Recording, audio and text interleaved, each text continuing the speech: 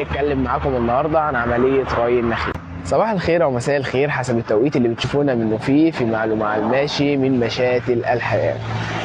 باعتبار ان اهم حاجه بالنسبه للنخيل او بالنسبه لاي زرعه هتنزرع او مزروعه اصلا هي عمليه الري، فانا جاي اتكلم معاكم النهارده عن عمليه ري النخيل.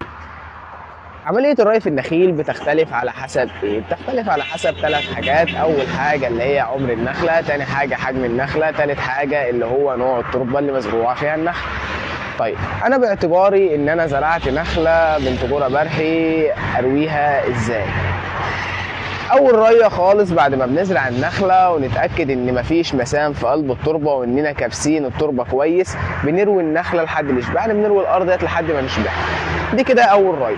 طيب تاني ريه بعد ما زرعنا ورويناها اول ريه هنرويها ازاي؟ هتعدي 3 ل 4 ايام وتروي النخله. بعد كده انا بقول للناس انت دوق ارضك، انت اللي شايف ارضك قدامك. ليه؟ انا ممكن يكون عندي التربه طينيه بتحتفظ بالميه، فانا هروي كل اسبوع مره. انت عندك التربه رمليه، لو انت مثلا رويت دلوقتي هتيجي العصر تلاقي التربه جافه تاني فهتحتاج تتروي. فانت كده مش لو مشيت على اللي انا قلت لك عليه على حسب التربه اللي عندي، انت كده دمرت الزرعه اللي انت زارعها سواء نخيل بقى او غير نخيل. فدايما انا بقول لاي حد انت دوق ارضك. كل لما تشوف الارض اللي عندك محتاجه تتروي او تشرب ارويها، مش هتخسر حاجه.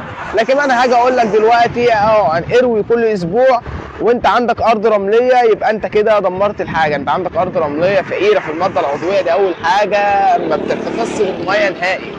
فانت كده دمرت الارض بتاعتك. فما تخليش حد يضحك عليك ويقول لك اروي زي ما انا ما بروي. ودي كانت معلومه على الماشي من المهندس مصطفى بكر من مشاتل الحياه، والسلام عليكم ورحمه الله وبركاته.